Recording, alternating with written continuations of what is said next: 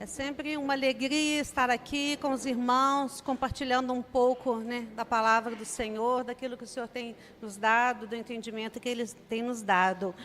Hoje nós vamos falar sobre o propósito de Deus para o marido e a esposa no casamento. Como o pastor falou, né, às vezes é uma palavra assim, de confronto, mas essa palavra é uma palavra para servo de Deus, para quem está querendo seguir o direcionamento de Deus. Porque, assim, a Bíblia fala várias passagens sobre o casamento, sobre o papel do homem, do marido e da esposa. Mas o texto principal é esse de Efésios 5, 22. E esse texto, muitas vezes, ele é problemático para as mulheres. As mulheres se acham assim, forte ouvir isso, né? Uma vez a minha irmã, é o texto, né, que fala que a mulher deve ser submissa, né?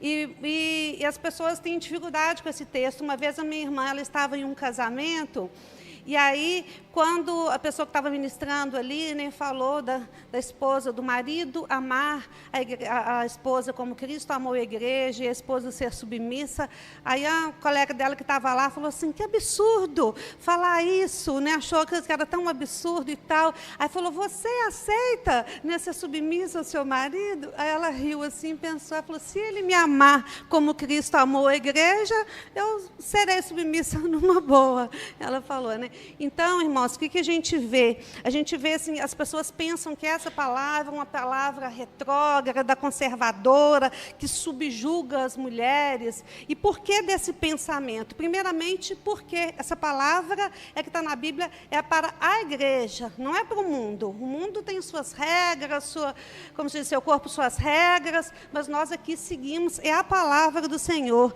E olha, quando a gente vê lá que começa no livro de Apocalipse, fala assim, revelação de Jesus Cristo, ao qual deu aos seus servos. Então, a palavra do Senhor é para os servos, para aqueles que estão querendo seguir na direção do Senhor. O mundo segue a direção que ele quiser, mas essa é a palavra que o Senhor dá para a igreja.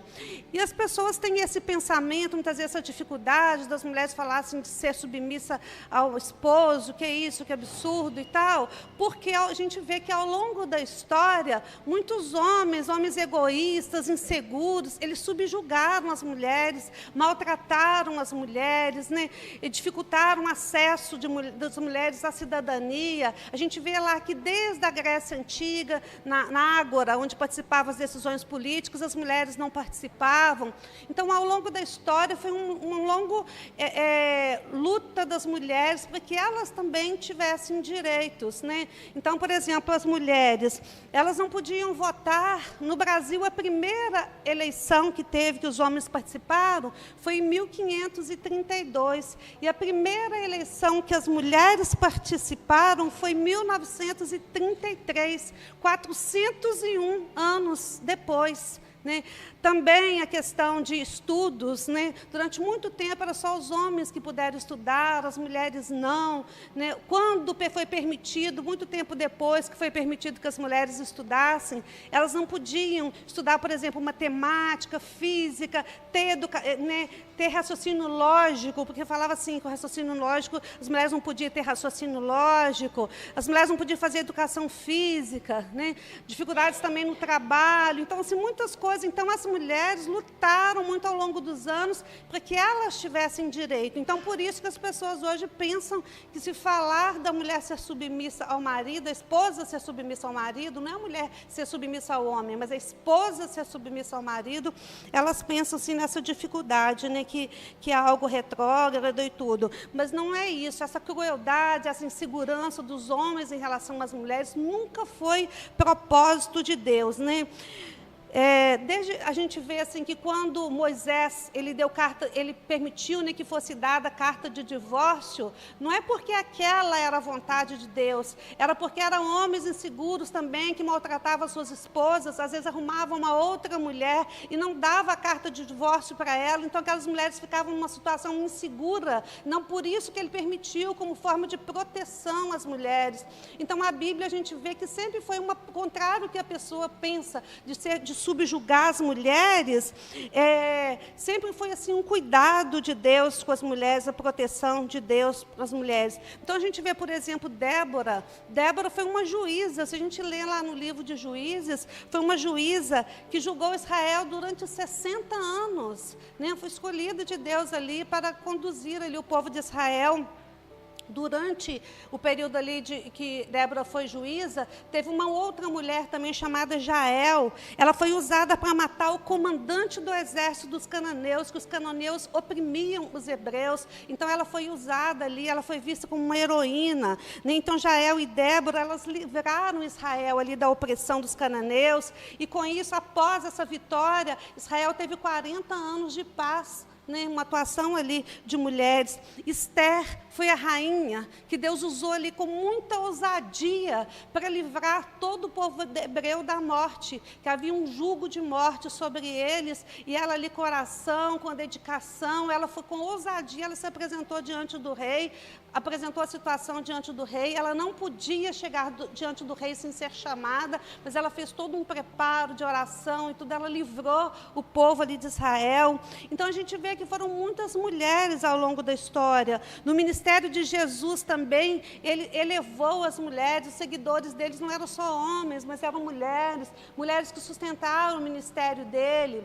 Quando o mundo estava ali, os homens estavam ali com pedras nas mãos, né, nervosos ali, prontos para apedrejar uma mulher pecadora, Jesus levou eles a refletir: atire a primeira pedra quem não tem pecado.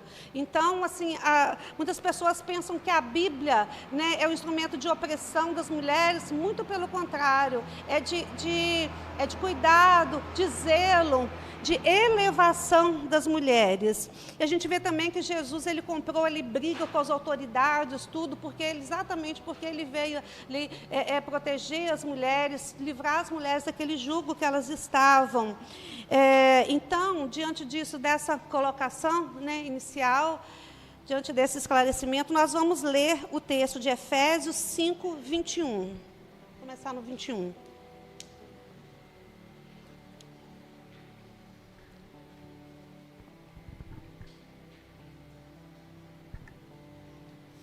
Esse texto, olha, começa assim: sujeitem-se uns aos outros no temor de Cristo. Então, é uma sujeição comum, porque Deus, quando primeiro ele fez Adão e depois ele fez Eva, apresentou Eva ali diante de Adão, e Deus abençoou os dois, né? Fez ali a bênção daquela união. Então, Deus colocou ali, criou uma família conforme o propósito de Deus, e que era para sujeitar ao outro no temor de Cristo. Aí depois, continuando, 22. Mulheres, sujeitem-se aos seus maridos como ao Senhor, pois o marido é a cabeça da mulher, como também Cristo é o cabeça da igreja, que é o seu corpo, do qual ele é o Salvador. Eu vou ler aqui que está um pouquinho diferente da minha. Pode passar. Como, porém, a igreja está sujeita a Cristo, assim também a esposa se sujeite em tudo ao seu próprio marido. Maridos, que cada um de vocês ame a sua esposa, como também Cristo amou a igreja e se entregou por ela, para que a santificasse, tendo-a purificado por meio da lavagem de água pela palavra. Mais 2 versículos. Para apresentar-se a si mesmo como igreja gloriosa, sem mancha, nem ruga, nem coisa semelhante, porém santa e sem defeito. Assim também o marido deve amar a sua esposa como ama o próprio corpo. Quem ama a esposa, ama a si mesmo. Amém? Então, o texto, ele começa falando da sujeição mútua do casal, porque o casamento é um propósito comum, um propósito estabelecido por Deus. Então, os dois têm que se sujeitar àquele propósito estabelecido por Deus. Não é apenas a esposa sujeitar aos seus maridos, mas ambos se sujeitarem ao propósito de Deus para o marido. E aí, a palavra fala primeiramente para a esposa, e depois ela fala para o papel da esposa, depois o papel do marido. Mas eu vou falar primeiro do papel do marido, porque Eu penso que é mais difícil cumprir o papel do marido, né, do que o papel da esposa. Então, segundo a Bíblia, né, o papel do marido é amar a sua esposa como Cristo amou a igreja. Eu acho que é bem difícil, né? Amar a esposa como Cristo amou a igreja. Mas como Cristo amou a igreja? Né? O papel do marido é imitar a Cristo, né? Que amou a igreja até o fim, sem desistir da igreja. A gente vê ali que mesmo os apóstolos que andaram ali tão juntinho de Jesus, seguindo Jesus, eles erraram, eles pecaram, eles duvidaram. E Jesus podia falar assim, não, fica por aí que eu desisto de você, não quero mais. Não, Jesus não desistiu. Os apóstolos, nos seus piores momentos, né, Jesus continuou junto com eles, não desistiu deles. Hoje a gente vê assim, pessoas desistindo muito fácil do casamento, vai ali, ama até a primeira crise, até a primeira dificuldade, e já acha que é hora de separar, né? Mas não é isso. Assim como Jesus não desistiu da igreja, Deus não quer, né, que os maridos desistam de suas esposas, e nem suas esposas desistam dos seus maridos. O amor de Cristo é perseverante. A gente vê hoje com muitas pessoas que não estão perseverando, né? Vê as dificuldades e já logo quer facilidade e já vai desistindo, né? Mas não é isso que Deus quer. Deus quer que as pessoas perseverem, mesmo diante das dificuldades, mesmo diante das crises, né? Que diante dos erros, que possa perseverar, assim como Jesus, que amou a sua igreja até o fim, né? E para que o casamento também tenha êxito, é necessário esse amor perseverante, não um mero sentimentalismo, mas uma decisão de perseverar, uma decisão de amar, uma decisão de continuar com o outro, apesar das dificuldades, apesar das crises, né? Apesar dos erros. O amor de Cristo também ele é sacrificial, ele se deu, em sacrifício ali para entregar, ele se entregou ali por amor à igreja. Então, assim também o amor do esposo para a sua esposa também deve ser um amor sacrificial, um amor que muitas vezes vai abrir mão da sua vontade, da sua razão, né, para se dedicar ao propósito maior de ter um casamento ali conforme a vontade de Cristo. A esposa, irmãos, ela precisa ser alguém melhor simplesmente pelo fato de estar casado com você. Domingos, Célia precisa de ser uma mulher melhor simplesmente pelo fato de ela estar casada com você. Todo mundo, meus irmãos, a esposa precisa ser melhor, porque se ela tem ali um marido, um companheiro, um ajudador que está ajudando no processo de transformação, no processo de superação, ela vai ser melhor, né? Então é necessário isso, você pensar que você tem um compromisso de transformar a sua esposa em alguém melhor. Ela precisa se sentir protegida, valorizada. Muitas mulheres hoje choram, sofrem porque o marido não cuida, o marido é rude no trato, é bruto, é cruel, só critica, né? Então não é isso que Deus quer. Às vezes maridos que não provêem a família materialmente, não cuida da esposa.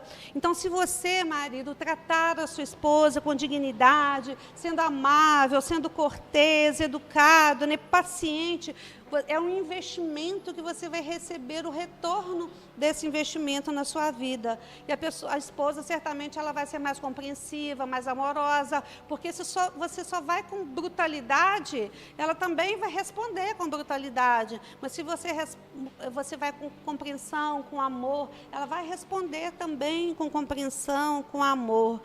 E o amor de Cristo pela igreja não é um amor baseado assim, em sentimentos passageiros, mas é uma entrega radical, é uma entrega com tudo. Cristo se entregou com tudo, se entregou voluntariamente, deu a sua vida para reconciliar a humanidade com Cristo. E o amor de Cristo também, ele é incondicional, ele não depende do mérito. Nós estamos aqui na igreja, não é porque a gente é bonzinho, nós somos ótimos, maravilhosos, não. Eu estou aqui hoje pregando, não é porque eu não erro, não, mas porque a gente está procurando a cada dia nos superarmos, procurando a cada dia ser melhor, né? mais conforme a vontade de Deus, orando a Bíblia, pedindo ao Senhor para nos ensinar, né? A gente se entregando, se abrindo para o Espírito Santo, para quando a gente errar, Ele corrigir, né? Eu falo assim, que quando, às vezes eu erro, o Espírito Santo vem, parece que dá assim uma facada em mim, assim, e eu glorifico ao Senhor por isso, eu falo, glória a Deus que o Senhor está me corrigindo, né? Porque errar, eu sempre vou errar. Essa semana mesmo aconteceu que eu falei uma coisa, mas na hora o Espírito Santo veio e me corrigiu. E eu fui e pedi desculpa para a pessoa ali na hora, eu falei, o Espírito Santo ali me corrigiu, né? Não é isso que eu falei, e eu corrigi aquilo que eu falei. Então nós somos seres errantes, estamos sempre errando. Mas o importante é a gente estar assim, aberto ao Espírito Santo, para que a vontade do Senhor vinha se cumprir nas nossas vidas. Então, essa questão ali do amor incondicional, eu lembrei assim de uma história que eu ouvi, né, de um senhor em que a esposa dele estava com Alzheimer, e ela estava internada em uma instituição, e ela não se lembrava dele, não lembrava o nome dele, quem era ele, nada, ela não lembrava nada dele, mas todos os dias ele ia lá, uma hora levava uma flor, outra hora um bombom, todos os dias ele ia lá para visitá-la. Aí as pessoas perguntaram para ele assim, mas por que você vem visitar a senhora tal lá, se ela não lembra de você, ela não sabe quem é você? Ele falou assim, mas eu sei quem é ela. Eu sei quem é ela, eu sei de tudo que nós passamos juntos, eu sei de todo o sacrifício dela para educar os nossos filhos, para manter o nosso casamento, eu sei quem é ela. Então, o amor dele não estava condicionado àquilo que ela respondia, àquilo que ela fazia, mas era um amor incondicional por ele, né? Então, assim também deve ser o amor, né, do marido para a esposa. Não era mérito, né? Ele não amava, não era pelo mérito, por aquilo que ela fazia. Jesus também, Cristo, Ele nos amou, não é pelo nosso mérito, porque nós somos bonzinhos, que a gente acerta, que a gente é tudo bom, não, né? É porque é por causa do amor dEle, da misericórdia dEle, que é infinita. O amor de Cristo também é redentor. Então, o papel do esposo ali, em ajudar no processo ali de restauração, de recuperação da sua esposa. Tem uma pastora que eu gosto, né, dela, ela chama pastora Tânia Tereza, e ela conta a história dela. Ela falou assim que ela foi uma menina muito maltratada, os pais dela, a mãe dela vivia assim, era dependente química, vivia lá dependente dos seus remédios, lá dormindo o dia inteiro, não cuidava dela. Aí ela fala que ela ia para a escola suja, piolenta, e ela era assim, desprezada pelos meninos. O pai dela era um homem que, embora tivesse um emprego bom, trabalhava no Banco do Brasil, ele não cuidava da família, ele vivia na prostituição, e ela foi crescendo ali naquela dificuldade toda ali, sendo maltratada, sendo criticada pelas pessoas. E aí, quando ela ficou adolescente, ela falou assim, eu vou fazer, se meu pai não me ama, mas ele ama as prostitutas, então eu vou me tornar uma prostituta, quem sabe assim ele vai me amar. Aí ela foi também querendo afrontar o pai, ela foi num apartamento onde os colegas de trabalho do pai dela moravam e foi lá oferecer os serviços sexuais dela. Mas, assim, tudo Deus tem um propósito, né? Ela foi recebida por Otto, que era um homem de Deus, e esse homem de Deus não só recusou os serviços sexuais dela, como ele instruiu ela, falou, uma moça tão bonita, né? Se apresentou a ela para Cristo, levou ela para a igreja, cuidou dela, ensinou, e depois que ela já tinha sido convertido, eles se casaram, né? Hoje tem já 60 anos de casados, né? Então ele foi ali como um redentor para ela, assim como Cristo foi redentor ali, é o nosso redentor, é o redentor para a igreja. Então, assim, muitas vezes as pessoas desistem do outro no momento mais difícil, no momento que a outra pessoa está mais precisando, mas não é isso o propósito de Cristo. Amar até o fim, amar incondicionalmente, amar apesar das dificuldades. O amor de Cristo também é total e irrestrito. Ou seja, Jesus ele não entregou nada, ele deu tudo, ele deixou o esplendor da sua glória, onde ele era servido por anjos, onde ele tinha tudo, onde não havia dor, tristeza, pranto, e veio para esse mundo para sofrer, para passar por tantas dificuldades, para entregar pelas nossas vidas, né?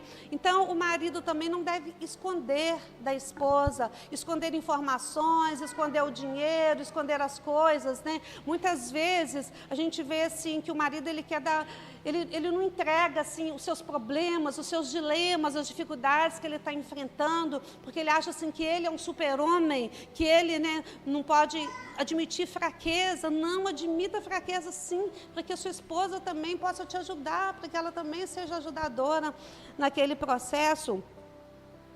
Às vezes a pessoa assim, teve um desentendimento, um não fez a vontade do outro, e aí ela já fica assim emburrada, às vezes passa dias, semanas, às vezes até meses emburrado. Isso não é o propósito do Senhor. Eu lembro de um videozinho que eu assisti do pastor Abe Uber, ele falando que quando ele casou, ele fez um combinado com a esposa dele, falou assim, olha, vamos combinar que quando a gente tiver dificuldade, quando a gente brigar, quem pedir desculpa primeiro é o mais espiritual.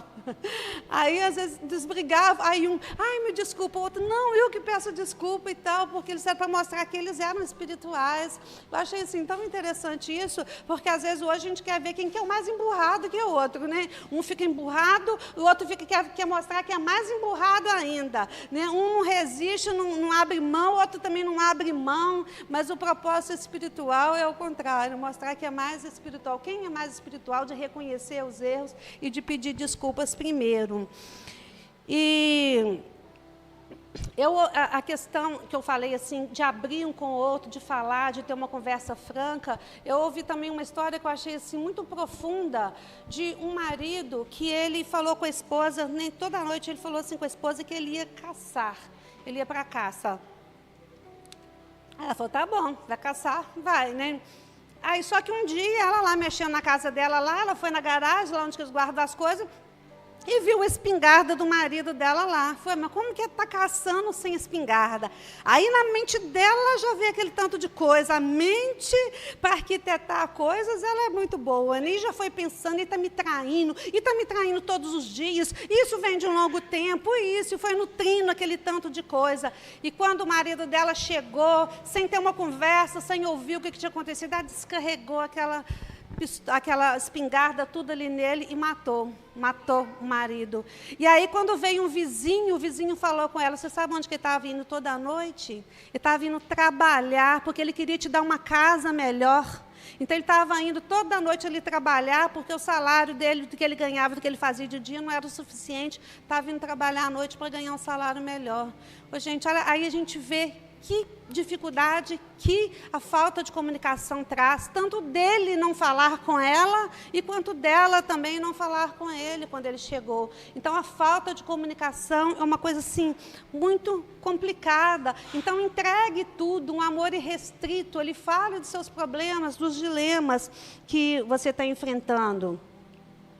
E agora que eu já falei, né, do papel do esposo, né, do marido, de amar a sua esposa como Cristo amou a igreja, agora não com pirraça, não com gritaria, não com brigaria, mas com amor. Agora eu vou falar um pouco do papel da esposa, porque aí eu acho que fica mais fácil, né, falar que agora a esposa submeter, né, ser submissa, depois que já falou desse papel difícil que Deus dá ao marido ali, de cuidar, de amar como Cristo amou a igreja.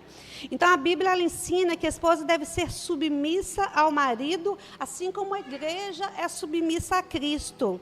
Né? E como eu falei, muitas mulheres têm dificuldades com esse texto, mas esse texto é para crente, é para servos do Senhor, é para quem valoriza a Bíblia, quem acredita a Bíblia. Então, eu acho assim, que se for um homem rude, truculento e cruel, as mulheres também não vão querer se submeter a ele.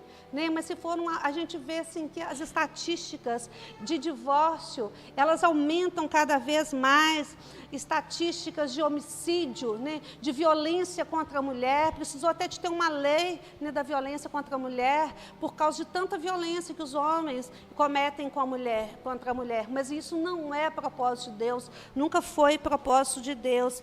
Então, se a esposa ela tiver um marido parceiro, um amigo que se preocupa com a família, se preocupa ali com o casal, com o bem-estar da esposa, como Cristo agiria, certamente a esposa também não vai ter problema de se submeter ao propósito de Deus para o casamento. E outra coisa que eu queria ressaltar, irmãos, que submissão não significa ser inferior, não significa inferioridade, mas é estar junto, no mesmo propósito, como parceiro, contribuindo para que a família ela seja conforme ali, o propósito de Deus. A Bíblia fala ali no livro de Gênesis que quando Deus criou o homem, Ele fez dormir um sono profundo. Foi a primeira cirurgia da história, a primeira anestesia geral da história, né? E aí Deus tirou ali uma parte do osso e da carne e com ele ali fez a mulher. Né? E depois, quando ele apresentou para Adão, e Adão viu aquela mulher linda chegando ali perto dele, ele falou: esta é osso dos meus ossos e carne da minha carne. E Deus ordenou que pelo casamento, homem e mulher se tornariam uma só carne. Osso do meu osso e carne da minha carne são formas no hebraico, para mostrar ali a unidade profunda, a unidade física, emocional, espiritual. Significa que a esposa, ela é feita da mesma essência do marido, a mesma natureza, a mesma substância. Ela não é inferior, nem menos valorizada, mas ela é igual em dignidade, em humanidade, em valor. Então, essa expressão, uma só carne, declara o pertencimento de um ao outro, indica esse vínculo, essa aliança, vínculo de sangue, de intimidade, de compromisso, de fidelidade, e um vínculo que não é passageiro, mas um vínculo que deve ser eterno, até que a morte nos separe, né? Então, o casamento ele é algo abençoado por Deus, é uma aliança sagrada, uma aliança de amor, de compromisso. E a gente vê que Deus, Ele fez Eva a partir da costela de Adão. Se a gente for olhar os ossos da costela, são aqueles ossos alinhados ali, um lado a lado. Então, o propósito, né, do marido e da esposa é estar um lado a lado, ali, contribuindo para esse propósito de Deus. E a esposa deve estar ali ao lado do seu marido, ali como companheira, como parceira, como ajudadora, no propósito que Deus estabeleceu para a família. A gente vê ali, na Bíblia fala de Priscila e Áquila, os dois juntos ali trabalhando, realizando a obra, líderes espirituais, um ao outro ali, ninguém é superior ao outro, mas todos juntos ali, cumprindo ali o propósito de Deus, ali para a família, como parceiros, como colaboradores na obra de Deus. E a submissão, irmãos, não significa ser capacho, tapete, né? Que você pisa, não. Ela deve ser, a submissão é estar junto na mesma missão. Pensa bem ali, né? Num voo, num avião, tem o comandante, tem o piloto e o subpiloto. A gente vê assim, quantas vezes a gente viu assim, acidentes que aconteceu, porque é subpiloto mesmo que chama?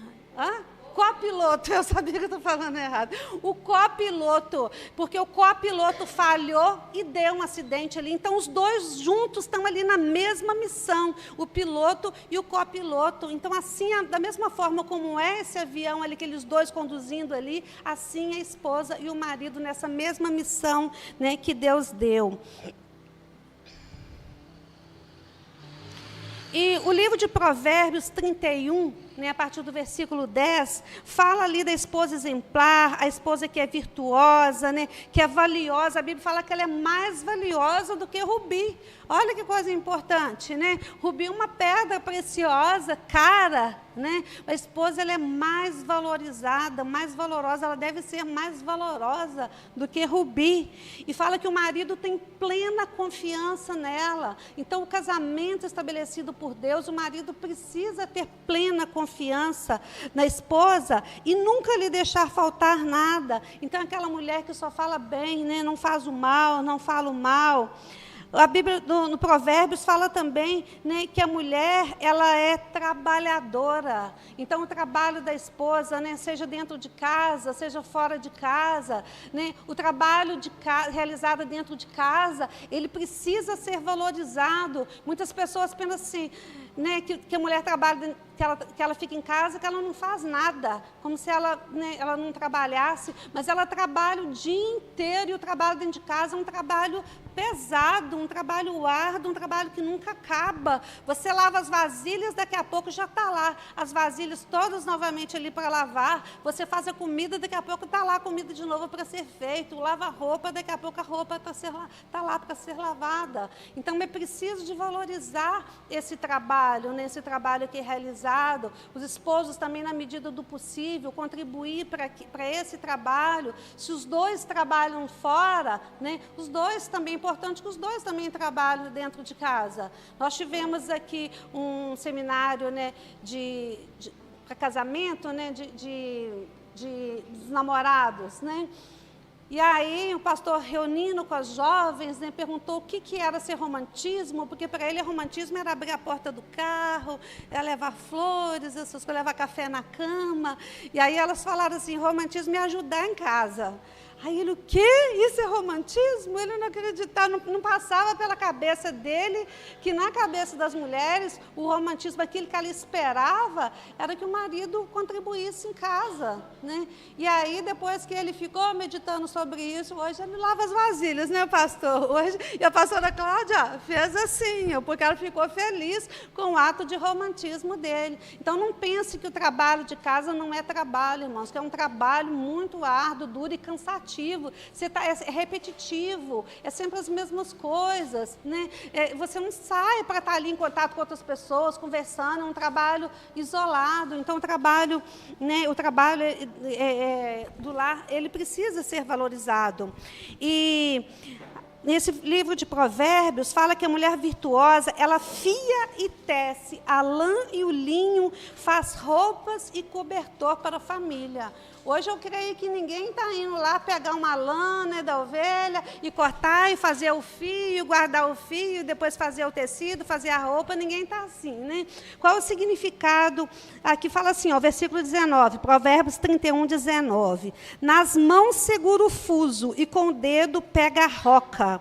Ela faz, versículo 24, ela faz vestes de linho e as vende e fornece cintos aos comerciantes. Então, o fuso é aquilo que vai puxando, vai fazendo fio, e o fio vai sendo enrolado dentro da roca, sendo guardado ali dentro da roca. Então, mostra que esse não é apenas um trabalho artesanal, mas é uma verdade espiritual sobre a questão de criação e de transformação. Você pega uma matéria bruta, um linho ou uma lã, e muitas vezes uma lã suja, encardida, embolada, para transformar aquilo ali em um fio. Então, aquilo que eu falei do papel, né, de um transformar o outro em algo melhor. Então, significa transformar uma matéria bruta, muitas vezes sem valor, em algo útil, belo, durável. Então, a esposa, ela recebe de Deus essa capacidade de trabalhar algo rude, algo bruto, e ir transformando ele assim, em algo melhor e promovendo também a valorização.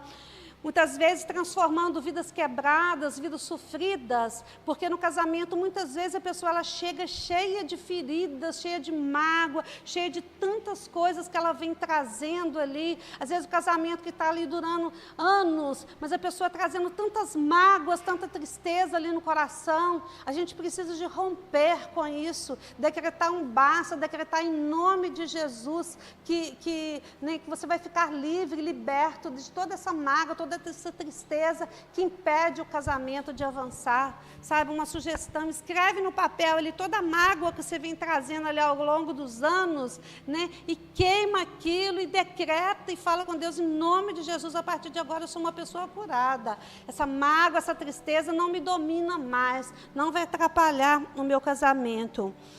Então, nós somos responsáveis, né, por essa transformação, tanto assim da pessoa que convive com a gente, de ser uma pessoa melhor, também porque a gente está investindo nela, e também as outras pessoas que a gente vai evangelizar, que a gente vai trabalhar na vida dessas pessoas e transformar essas pessoas em uma pessoa melhor ali, ter uma vida ativa, de fé, né, acompanhada ali por testemunhos, por obras.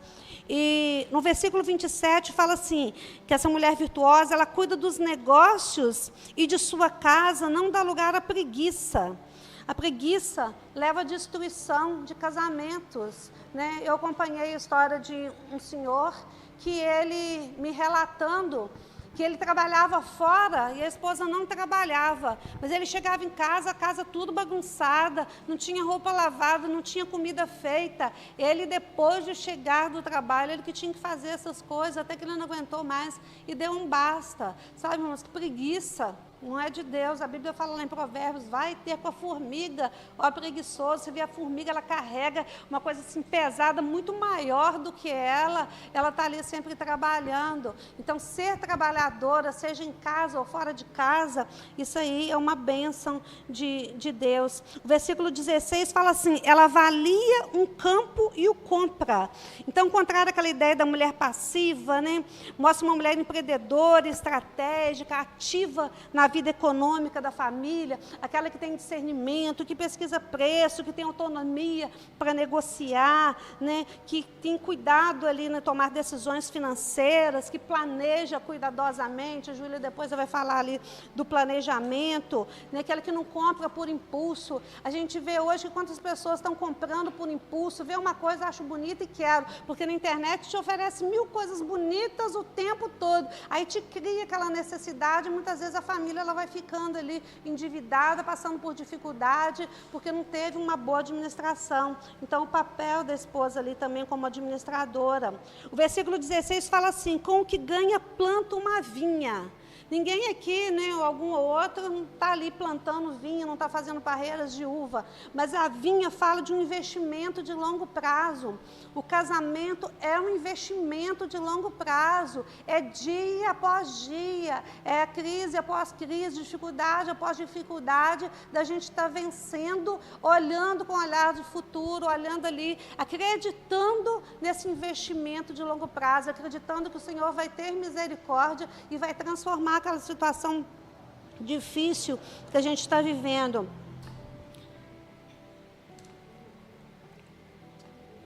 O versículo 18 fala assim, que a sua lâmpada fica acesa durante a noite. A lâmpada acesa durante a noite, a sua lâmpada, a lâmpada da esposa acesa durante a noite, mostra ali vigilância, está em contínua vigilância, em oração, com a responsabilidade. Então, na cultura hebraica, manter a luz acesa significava que você tinha que ter óleo, garantir luz, garantir segurança. Então, a esposa deve garantir ali segurança, garantir luz, garantir iluminação, criando um clima bom dentro de casa, para que o marido tenha vontade de voltar para casa. Quantos maridos saem do serviço e ficam lá no boteco ali, porque a casa não é um lugar agradável de se voltar. Então, ter uma vida iluminada com a sabedoria e o temor de Deus, né? Uma luz que não se apaga, que está constantemente ali acesa, com o óleo do Espírito Santo. Mas essa luz também, manter a luz acesa durante a noite, também fala de uma vida sexual ativa entre o casal, porque Deus não falou lá, né, uma só carne. Então, muitos casamentos também a gente vê acabando, porque a pessoa ela arruma desculpas, né, para não ter relação sexual com o seu marido, coloca a criança para dormir ali no meio. Então, isso também não é propósito do Senhor, manter a luz acesa, né, a chama acesa ali, né, nesse bom relacionamento. E aí Mateus 26, 41, irmãos, fala assim, vigiai e orai. Às vezes a pessoa está orando, mas ela não está em vigilância. Né? A gente precisa estar em vigilância sobre as coisas que trazem dificuldade para o casamento, que pode comprometer, atrapalhar o nosso casamento. Então, uma vigilância constante. E no versículo 23 fala assim, seu marido é respeitado na porta da cidade.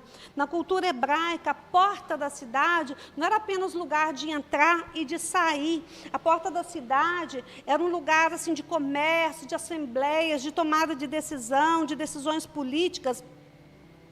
Na porta da cidade ficava o tribunal dos juízes, e que os anciãos, as autoridades, elas julgavam. Então, aqui fala que da honra, como é importante a pessoa, a esposa, estar honrando o marido, em vez de falar mal, falar bem, porque assim, o inimigo das nossas almas muitas vezes cega o nosso olhar, a ponto da gente não ver o benefício do outro, não ver a bondade do outro, não ver o que o outro se esforça, que faz pelo casamento. A gente vê só coisa ruim e falando mal, uma pessoa começa a falar mal e a outra entra também e fala mal. Não, é para honrar, falar bem. Aquilo que você tem que falar, que seja assim, uma contribuição para que a pessoa seja melhor, fala no íntimo, fala no privado, mas no público fala bem, elogia, honra o seu marido, o marido, né, que você está casada, né, para que ele tenha uma boa reputação publicamente, para que ele seja respeitado na porta da cidade. Aí no versículo 31 fala da esposa, ó, que ela receba a recompensa merecida e suas obras sejam elogiadas na porta da cidade, para que o marido que está ali na porta da cidade, ele também esteja falando bem da sua esposa, esteja elogiando a sua esposa, porque ela é uma colaboradora, ela é uma ajudadora dele. Então, todo mundo gosta de elogio, todo mundo gosta de receber elogios, né? Ninguém gosta de ver que o outro está falando mal. Isso não dignifica a Deus, isso não traz bênção para o casamento. E o versículo 20, tanto 26 e 28, ele vai falando assim, fala com sabedoria e ensina com amor, e os seus filhos se levantam e a elogiam, seu marido também a elogia, dizendo, muitas mulheres são exemplares, mas você a toda supera. Então, é falar ali com amor. A gente vê que é muito comum os casais, tanto o pai quanto a mãe, às vezes falar mal do filho. Ah, esse filho aí não presta, esse filho não vai dar nada, está amaldiçoando os filhos. Isso não é o propósito de Deus. O propósito de Deus é abençoar, é falar bem, é honrar a pessoa, né? Honrar também os filhos. E teve um dia que eu estava ouvindo assim, uma pregação de uma pregadora que chama Edmei Williams. Aí ela estava falando assim, que quando ela orienta casais, o casal está ali prestes a se separar porque está com dificuldade, aí ela vai e chama primeiramente chama a esposa. Aí ela fala mal do marido, fala assim, ele é isso, ele é aquilo, ele não presta, não sei o quê, ele faz isso comigo e tal. Aí ela fala, meu Deus, como que você teve coragem de casar com um homem desse? Como se ela estivesse concordando, né? Aí ela vai e fala assim, não, mas é porque antes ele não era assim, antes ele era romântico, antes ele levava flores, ele falava educado, ele falava isso, ele falava aquilo e tal. Aí depois ela vai e chama o outro separado, né, o marido. Aí ele vem cheio de queixas também da esposa e fala mal dela assim à vontade. Aí ela fala a mesma coisa, meu Deus, como que você teve coragem de casar com uma esposa dessa, com uma mulher dessa? Aí também fala, não, mas antes ela era boa, ela fazia isso, aquilo e tal. Aí depois, quando ela chama os dois, aí ela vira para ele e fala assim, sabia que a sua esposa falou isso? Aí ela conta só o bem, né? Sabia que ela falou que você é cavaleiro, que você é gentil, que você é romântico, isso e aquilo? Aí ele já fica assim, começa a ficar feliz, aí depois ela fala a mesma coisa, né, para ela. Sabia que ele falou de você, isso, aquilo, que você é uma boa esposa, que você faz isso. Aí ela fala que começa a ver ele se aproximar, um já vem pegar na mão do outro, porque muitas vezes o que falta no casamento é recordar as coisas boas. Às vezes a gente fica só remoendo as coisas ruins. Às vezes teve 90% de acerto e 10% de erro, então às vezes 1% de erro, e a gente fixa naquele 10%, naquele 1%, e esquece os 90% de coisas boas. Então, a gente tem que tomar muito cuidado com isso, lembrar daquilo que o outro tem feito de bom, para a gente não cair nessas armadilhas aí do adversário, né, para destruir o casamento. E Provérbios fala também que a esposa sábia edifica a sua casa, mas a insensata com as próprias mãos a derruba. O que é a esposa insensata? Aquela que é imprudente, que é destrutiva, que fala mal, que faz contenda, que faz rixa, né? Promove conflitos, promove desunião. Olha o que Provérbios fala desse tipo de mulheres. Olha, Provérbios 21, versículo 9, fala que é melhor morar no canto do telhado do que com a mulher briguenta na mesma casa. Gente, a pessoa se sair da sua cama, da sua casa, do seu conforto, para ir morar no canto do telhado, é porque a situação está muito difícil, né? E falar que é melhor morar no canto do telhado do que com a mulher briguenta, né? Provérbios 21, 19 fala assim, é melhor viver no deserto do que com a mulher rancorosa e briguenta. Deserto não é lugar de morar, não. Deserto é um lugar de passagem muito rápida. É melhor morar no deserto do que uma mulher rancorosa e briguenta.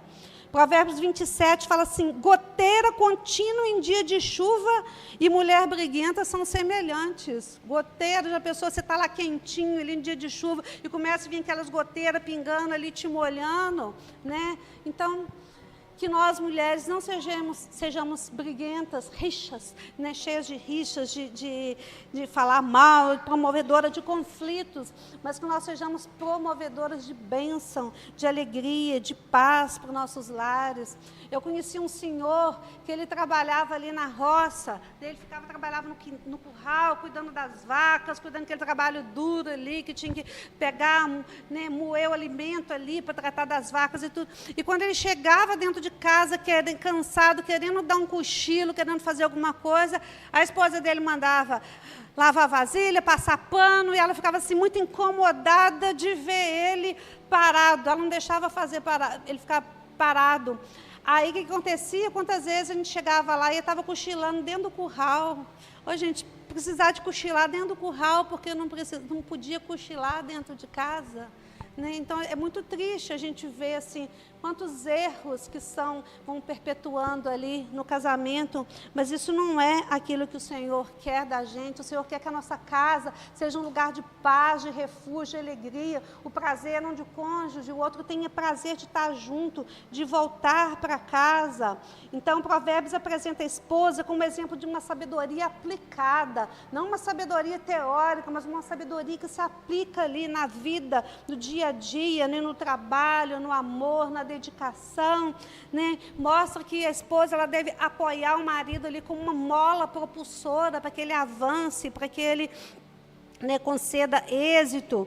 E a gente vê, irmãos, que essa palavra, às vezes seja uma palavra, às vezes meio difícil de ouvir, mas ela é super necessária, porque a gente está vendo que a gente está vivendo uma época em que os véus das noivas estão longos, né? Mas os casamentos curtos, durando tão pouco. Quantas pessoas já casam com aquela mentalidade, se não der certo a gente separa. E não é isso que Deus quer para o casamento, não é essa mentalidade. A gente vê festas cada vez mais pomposas, mais ricas, com tanto investimento, e um casamento tão pobre, sabe? Tão pobre ali de apoio, de carinho, de convivência. Eu não falo de dinheiro, de levar para fazer um cruzeiro, não, mas de um cuidado ali um com o outro, de fazer um café um com o outro, uma palavra ali de ânimo, né? Muitos casamentos que começam com grandes pompa, grande, né, alegria, grande brilho ali no altar, termina ali com grandes feridas no tribunal. E não é isso que Deus quer. Deus quer que nós superemos as dificuldades, que um vai ajudando o outro. Se um está aqui, o outro está aqui, um cede um pouco, o outro cede um pouco, para que chegue ali, né, para que leve adiante esse compromisso que fez ali diante do altar, que até que a morte separe. E Muitos jovens, irmãos, estão entrando para o casamento sem saber o que é um casamento, sem saber os princípios, os propósitos de Deus para o casamento, quais são os fundamentos de Deus para o casamento. Mas não é isso que Deus quer. Deus quer que a pessoa ela tenha consciência do casamento dela, não é apenas uma vontade pessoal de estar junto, de querer estar junto, não. É sim uma vontade pessoal, a vontade do casal, mas é também um propósito de Deus, de formar famílias conforme o propósito de Deus. Então, é fundamental que aqueles que estão se preparando para casar, que se prepare, reconhecendo o que é a Bíblia, o que a palavra fala sobre o casamento. Aqueles que já estão casados também, cada um que examine os seus erros, vai lá no caderninho, anota lá as coisas que cada um precisa de mudar, né? O que você vai orar para o outro, para que o outro mude, e o que você vai orar por você mesma, para que você mude. Porque o maior legado, muitas vezes a gente vê assim, famílias que estão tão preocupadas de trabalhar, juntar muito dinheiro para deixar fortuna, deixar herança para os filhos, mas a maior herança que um pai, uma mãe, um casal pode deixar para os filhos é dar o exemplo de uma família unida, de uma família abençoada, onde o casal é parceiro, é companheiro, onde eles estão juntos, né? O exemplo de um casal feliz é a maior herança que os pais podem deixar para os filhos, né? E a gente vê, assim, tem um ditado que fala assim, as palavras comovem, mas os exemplos arrastam. Sabe aquela chuva, uma enxurrada que vai arrastando tudo? Às vezes com a sua palavra você só comove, mas seu exemplo vai ser muito mais forte. Então a gente precisa de dar bons exemplos para os nossos filhos, buscar, né, orar, pedindo a Deus para nos ajudar a superar as nossas dificuldades, né, que cada um supere as suas dificuldades, para que a gente busque a harmonia, para que a gente tenha assim, um vivendo, respeitando o outro, abençoando o outro, para que a gente tenha filhos com segurança emocional, filhos que sentem bem de estar dentro de casa. A gente vê hoje que muitos filhos querem sair de casa, querem morar em república, querem morar com um colega, porque a casa não é um lugar bom, não é um ambiente bom, um ambiente onde que as pessoas se respeitam. Então, irmãos, eu falei assim do papel da esposa e do marido, né? Como que é bom um estar colaborando com o outro ali, mas às vezes o lar é dividido. Às vezes um foi alcançado e o outro não. E aí, o que fazer? Então, você que foi alcançado, seja a esposa, seja o marido, quem foi alcançado, precisa agir como um marido inspirado em Cristo ou a esposa como uma mulher virtuosa. Porque ela agindo assim, ela procurando conhecer, cada um procurando conhecer os seus erros, se superar, o Senhor vai abençoar. Eu declaro em nome de Jesus que os lares serão completados na presença do Senhor. E, por fim, irmãos, queria falar assim que todo casamento tem suas crises, seus momentos difíceis, seus altos e baixos, né? Mas a solução, muitas vezes a pessoa pensa que a solução é fugir do casamento, é romper com o relacionamento e buscar outro relacionamento, investir outro. Não, a solução é investir no próprio casamento, é analisar os erros, né? Orar para Deus ajudar e investir no casamento, curar as feridas que foram acumuladas ao longo dos anos, né, para que nasça uma união robusta, firme, forte, conforme o propósito do Senhor, para que a família seja abençoada. E aí, se você está pensando assim, nossa, eu errei tanto, não tem jeito, nossa, é muito erro. Eu também já errei demais, irmãos, demais. Mas glória a Deus que o Senhor tem me ensinado, né? Eu tenho procurado dia após dia consertar. Então, se vocês pensam que não tem jeito, não tem jeito sim, tem jeito, né? Ora a Deus, pede a Ele para ajudar, porque Deus tem prazer de restaurar os casamentos, restaurar os lares. Pede a Deus para te ajudar a derreter o gelo que foi construído ali, queimar ali, acender a chama ali no coração, né? Os muros que foram construídos, que eles sejam derrubados, né? Que sejam construídas pontes, para que a família seja cada vez mais unida no propósito do Senhor. E eu declaro em nome nome de Jesus, que a partir desse seminário, mesmo que às vezes a gente tenha ouvido coisas assim duras, difíceis, mas eu declaro um novo tempo para as famílias em nome de Jesus, um tempo de bênção, de alegria, de prosperidade, de amor, de união, de companheirismo, que cada um saia daqui disposto a investir no seu casamento como o bem mais precioso, como um projeto de Deus, algo que Deus estabeleceu para cada um. Amém, irmãos? Amém.